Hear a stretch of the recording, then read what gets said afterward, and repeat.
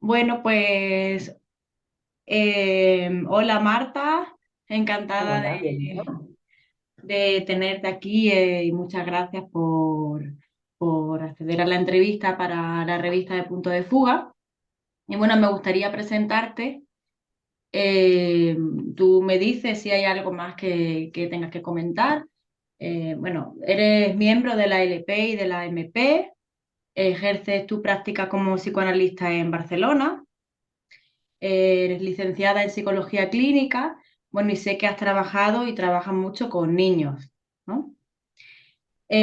Bueno, eres AME, analista miembro de la Escuela Lacaniana de Psicoanálisis y de la Asociación Mundial de Psicoanálisis, docente de la sección clínica de Barcelona del Instituto del Campo Freudiano. Fuiste AE de la escuela de 2017 a 2020. Y bueno, has escrito el libro El psicoanálisis en singular, un recorrido, ¿no? Donde das cuenta y reflexionas acerca de diversas cuestiones a raíz de tu experiencia analítica, ¿no? Lo cual es un punto que me parece muy interesante y además dentro de esta sección justo que tenemos en la revista, que se llama Recorridos Singulares, que justamente trata de captar esto, ¿no? El punto singular de cómo uno ha llegado a estar en el lugar que está, ¿no? Y a practicar el psicoanálisis. Ujú. Así que bueno, para comenzar, te queríamos preguntar un poco cómo fue tu encuentro con el psicoanálisis, con Freud, con Lacan, cómo llegas a conocerlo, cómo es esto. Mi encuentro yo creo que fue como es para todo el mundo una contingencia, porque creo que incluso cuando uno nace, que no es mi caso, en una familia de psicoanalistas, que realmente encuentre el psicoanálisis se debe a un encuentro, a una verdaderamente una contingencia. En mi caso, a mí me prohibieron una parte de la biblioteca de mi casa. Mi madre dijo, de aquí para acá no puedes leer. Y bueno, por supuesto, eso atrajo mi interés y encontré a Freud, encontré el malestar en la cultura de Freud. Ujú, Y yo creo que yo debía tener ahí más o menos 14 años y después lo que sucedió es que he tenido suerte, he tenido buenos encuentros y eso ha permitido seguir un cierto camino hasta llegar aquí. ujú. Con 14 años es que te encuentras entonces con este libro de Freud, bueno, que estaba en tu casa, ¿no? Ah, sí. ¿Tu familia había algún tipo de interés? A lo mejor en... No, no, no, que supongo, no sé cómo habrá llegado a la biblioteca. En mi casa se leía, mi madre era alguien que leía, mi padre también, pero nunca supe cómo, porque evidentemente no les pregunté. En ese momento supuestamente yo no podía leer eso, así que no lo pregunté. Ujú, Después seguí, quería estudiar psicología ah, y se fueron dando las coincidencias para llevarme hacia el lado del psicoanálisis, ujú, seguir ahí. Hay que decir que Freud me resultaba interesante, Lacan llegó mucho más tarde y llegó, creo, porque la gente con la que yo empecé a estudiar Freud, mis maestros en psicoanálisis, dijéramos, eran lacanianos. ah, Entonces, como para mí había cierta idealización de los psicoanalistas y de las personas con las que me formaba, pues me parecía que tenía que seguir esa misma orientación. Pero Lacan para mí fue siempre muy difícil, lo sigue siendo hoy. En ocasiones me es muy agradable leerlo cuando logro entenderlo, pero muchas veces me enfado, tengo una relación, dijéramos, un poco pulsional con Lacan. Es ujú, entre amor y odio y distintas cosas. No me resulta ni a una hora fácil, ujú, pero ahora encuentro más el placer de poder articular cosas y de poder seguirle en la multitud de cosas que él aportó al psicoanálisis y a la cultura y incluso a la cuestión, a cómo pensar el mundo, ¿no? Ujú, ujú. ¿Y qué temas te interesaron en un primer momento? O ahora, no sé si hay algún tema o algunos temas de investigación o que te causen deseo especialmente. Yo no sé si al principio hay alguien que pueda interesarse. Sí, conozco gente que se interesa, que tiene una relación realmente con la cuestión epistémica de Lacan, con el saber. A mí yo me buscaba en los libros, me buscaba en Freud, buscaba lo que hablaba de mí, lo que me decía algo de mí y, y era una búsqueda, diríamos, casi terapéutica. Yo buscaba encontrar respuestas, soluciones a lo que me hacía sufrir. Así que durante mucho tiempo me interesó un tema que me parecía apasionante, era el de la angustia, pero era apasionante porque yo vivía angustiada, entonces poder ponerle palabras a lo que sucedía, poderlo pensar, porque para poder pensar las cosas necesitamos términos. Pues me servía lo que encontraba en los libros. Al principio fue sobre todo eso. Durante muchos años era una búsqueda, no un interés epistémico, sino un interés terapéutico. Ujú, Y encontré muchas cuestiones que se fueron, que yo creo que tampoco es una cosa tan singular mía, creo que es bastante general. Yo creo que se articulaba bastante mi análisis con lo que yo iba leyendo e iba aprendiendo, porque una cosa me llevaba a la otra. De mis lecturas llevaba cosas al análisis y del análisis iba a buscar cosas en mis lecturas. Así que creo que desde muy pronto para mí la formación se articuló entre el análisis y la formación epistémica, ¿no? El estudio de los textos. Ahora, ahora estoy trabajando más sobre un concepto, pero tratando de pesquisarlo en Lacan, porque yo no soy muy sólida epistémicamente, soy alguien que aprende cosas y según las aprende muchas veces las olvido, entonces tengo que volver a leerlas. Es siempre como volver a encontrarme. Yo vuelvo a leer Las pulsiones y sus destinos y es como si no lo hubiera leído nunca. Así que bueno, es siempre un poco volver a empezar. Pero empiezo a tener un poco una cierta arquitectura de lo que es la enseñanza de Lacan, empiezo a poder situar distintas épocas y distintas cuestiones con orden, lo cual para mí es ya un avance.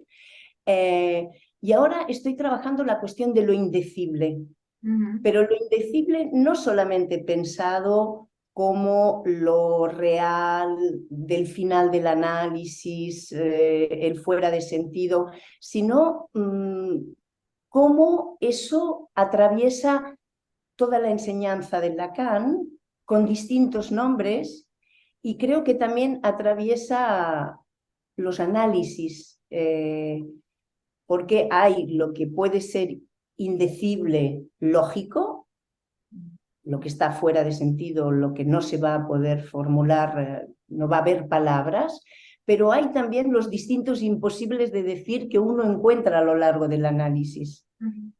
consciente e inconscientemente. Entonces, bueno, estoy tratando de pensar eso a lo largo de la enseñanza de Lacan. Ujú. Qué interesante, sí.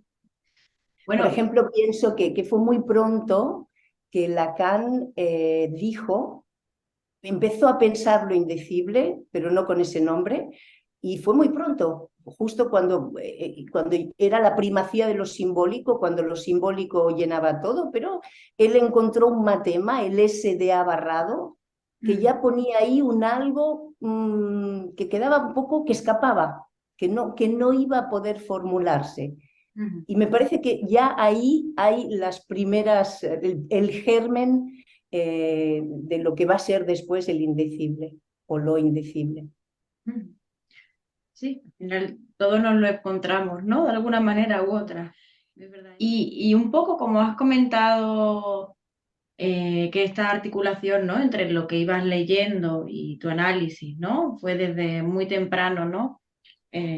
Bueno, como es al final una base de la formación, ¿no? Muy importante. Ujú. Que imagino entonces que tu libro, este que he mencionado, surge un poco de esto, ¿no? De esta experiencia que tú tenías ya muy temprano. Por si nos puedes decir un poquito más también de este libro tuyo.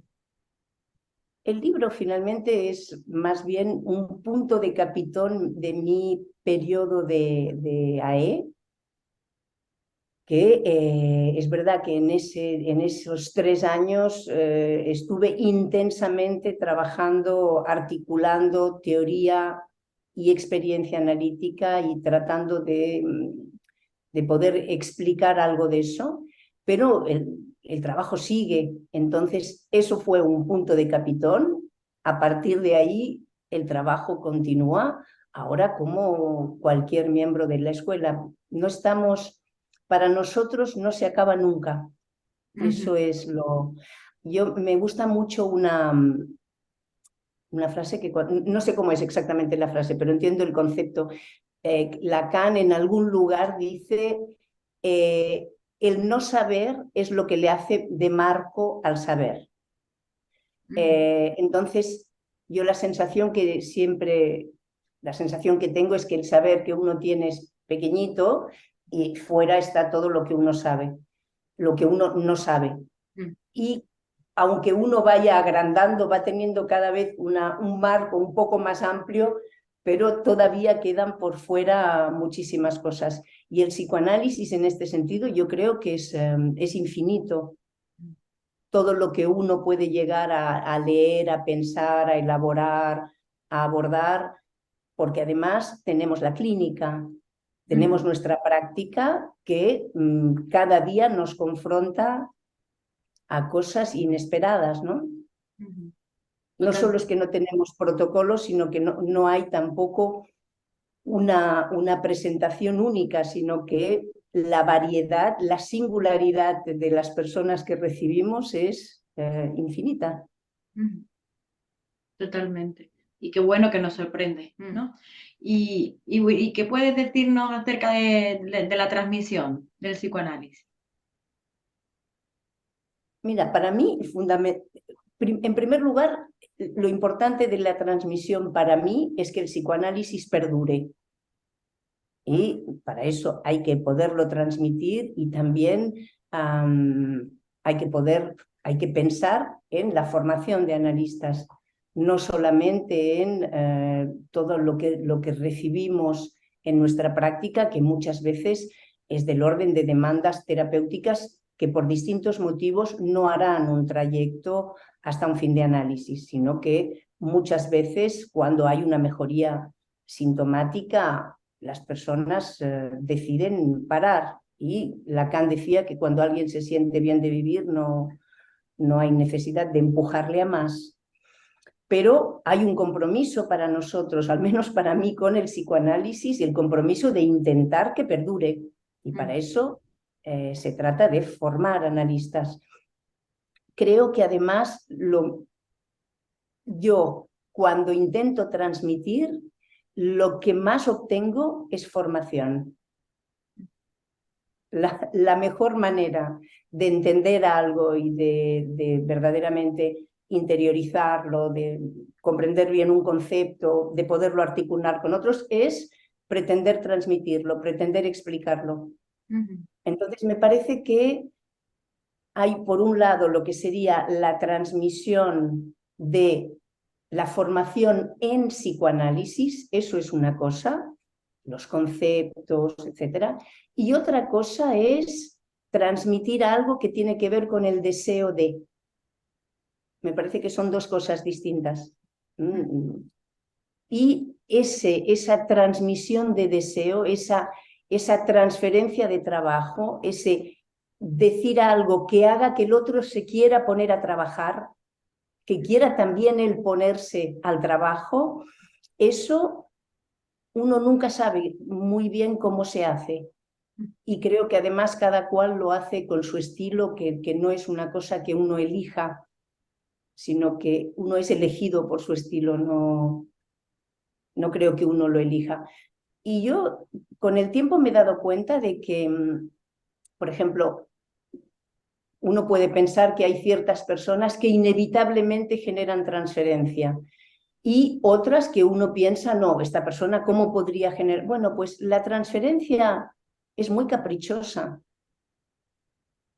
A veces una persona con un estilo muy claro, aparentemente con una transmisión sencilla, puede no generar transferencia en algunos y en otros sí. Y alguien que puede ser quizás más denso o más complejo en su transmisión puede generar muchísima transferencia. Así que, por suerte, para la transmisión del psicoanálisis, el hecho de que los estilos sean singulares de cada uno es importante porque es la única manera de abordar distintas personas y quizás obtener efectos muy diferentes. Sí.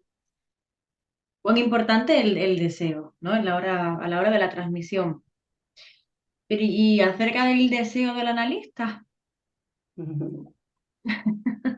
Esa es la pregunta del millón siempre, porque es una de las cosas que resulta más problemática también incluso en el pase de formular y de captar en las personas que hacen el pase.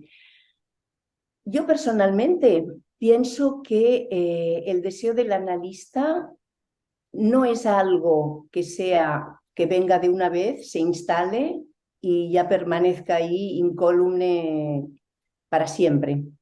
Creo que es algo que hay que trabajar día a día y creo que además cuestiona día a día en la práctica, porque en ocasiones uno está confrontado a cosas que no sabe bien cómo hacer y en otras ocasiones uno hace algo que no sabe por qué lo ha hecho. Nosotros no tenemos procedimientos fijados, pero sí sabemos que hay cosas que no se deben hacer, pero nunca son del todo claras.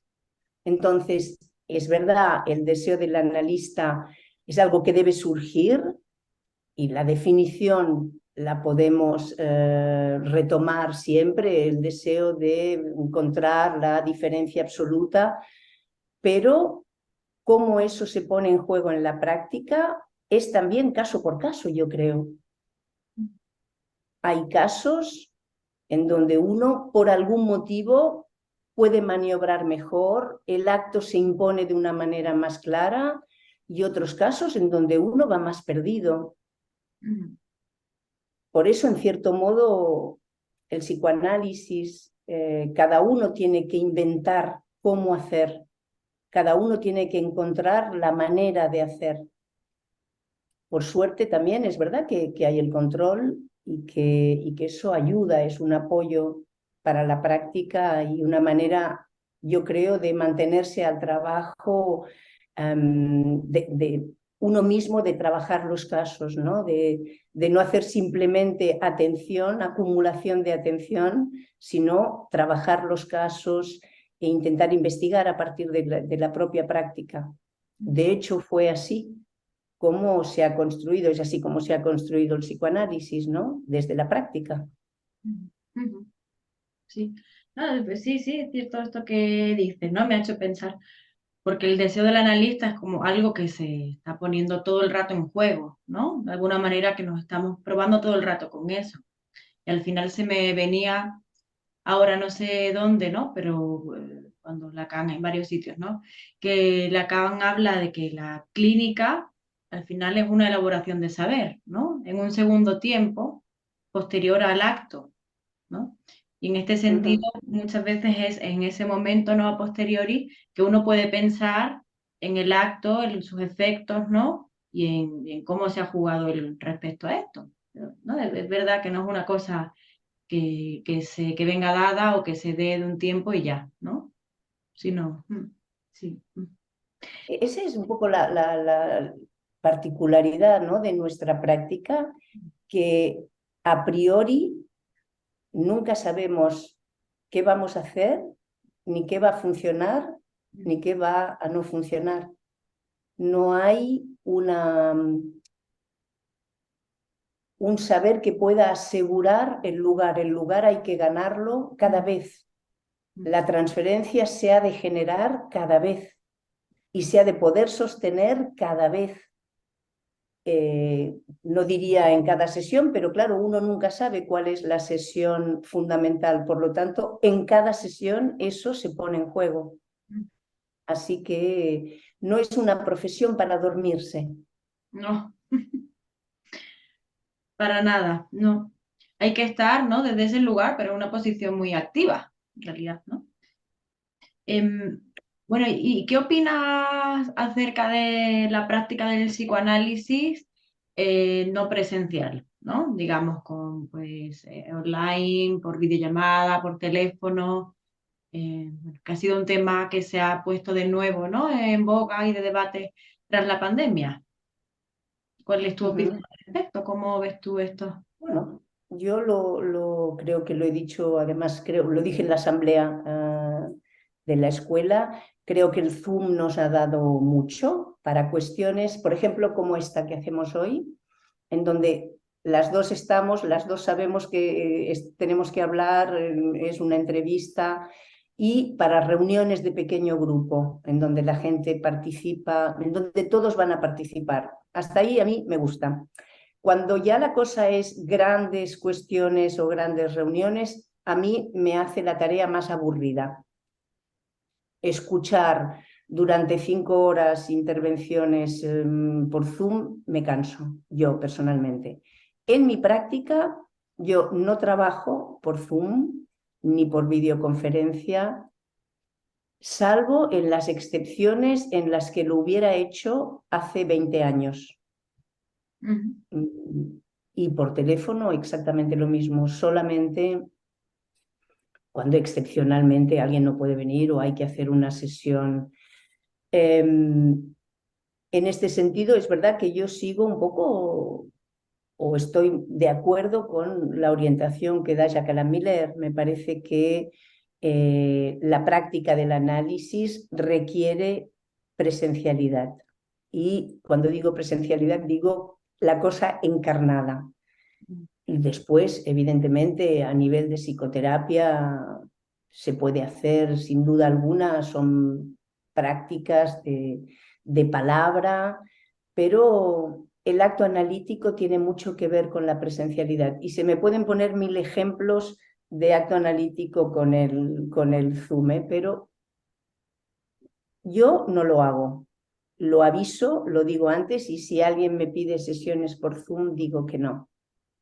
También quizás hay que pensar, porque se dice la comodidad, la facilidad, quizás también yo pertenezco a una generación todavía en la que cuando a partir de un determinado momento, mi tercer análisis, yo me tenía que desplazar, pasaba 2 noches fuera viajando y una noche fuera durmiendo en un hotel, tenía una niña pequeña, me resultaba muy caro, pero para mí eso tenía muchísimo valor. Entonces, las distancias, todo esto, también hay analistas en las ciudades, no hay que irse a otro lugar, hay buenos analistas eh, casi a 100 kilómetros de cada cual debe haber algún buen analista. Eh, Se pueden hacer 100 kilómetros. Y además que cuando uno viaja o cuando se desplaza, ese tiempo de desplazamiento a la sesión casi que forma parte también del análisis, ¿eh? Es un Sí. tiempo en donde cada uno prepara, piensa, organiza un poco las cosas en su cabeza. Las conexiones y desconexiones tan rápidas, bajo mi punto de vista, mm, no son lo mejor para un análisis. Mm. Muy bien, gracias. A ver, bueno, ya espontáneamente has traído una, ¿vale? Pero igualmente te pregunto, ¿qué frase de Lacan nos puedes decir? Así una que se te venga ahora de pronto a la cabeza o o alguna que sea especialmente significativa para ti. Eh, Mira, no me es difícil responderte, no me es difícil porque es algo que por distintos motivos he estado trabajando. Te diría que hay dos y que están articuladas porque dicen lo mismo. ¿Ah? Una, no te la sabré formular exactamente, ¿eh? Una es de posición del inconsciente, sí sé el texto, que dice, creo que es de posición del inconsciente, espero no equivocarme, donde Lacan decía, de nuestra posición de sujeto siempre somos responsables, Ujú, o cada uno es siempre responsable de su posición de sujeto.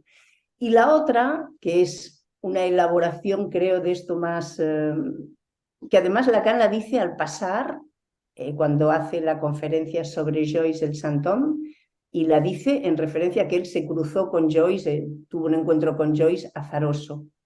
Pero la frase me gusta mucho porque dice, las casualidades nos empujan a diestra y a siniestra, pero somos nosotros y con ellas trenzamos nuestro destino, porque somos nosotros quienes lo trenzamos como tal. Después hay más cosas, pero a mí me gusta eso porque yo creo que precisamente lo que se ha transmitido del psicoanálisis y que nunca me ha gustado, pero que es un poco el vox populi, es que en psicoanálisis siempre los padres son culpables. Entonces se habla mal de los padres, el padre hizo esto, la madre hizo aquello, fíjate qué horror. Y precisamente el psicoanálisis a lo que apunta es que uno deje de hacerle cargar las cosas al otro y empiece a hacerse cargo él ujú, de sus posiciones de sujeto, de sus decisiones, de la construcción que ha hecho, de su destino y también de su otro. Porque tengo la sensación, creo que cuando yo descubrí que me había construido un otro a medida de mi goce, o sea, que realmente ese otro que yo tenía respondía exactamente, perfectamente a mi goce, muchas cosas empezaron a cambiar. ujú, Y me parece que esa es una cosa fundamental, que transmitamos eso, que ujú, transmitamos que hay lo que hacen nuestros mayores, hay lo que el otro pone en juego, pero cómo uno lo anuda, cómo uno construye su destino, es responsabilidad de cada cual. ujú. Qué bueno, qué importante recordar esto. Bueno, Marta, pues muchas gracias, te digo de nuevo, y ha sido un muy buen rato y palabras también muy enseñantes. Bueno, muchas gracias, Violeta. Espero que sirva, espero que le sirva a alguien para escuchar el psicoanálisis. Claro, seguro que sí. Vale, gracias. A ti. A ver, un segundo.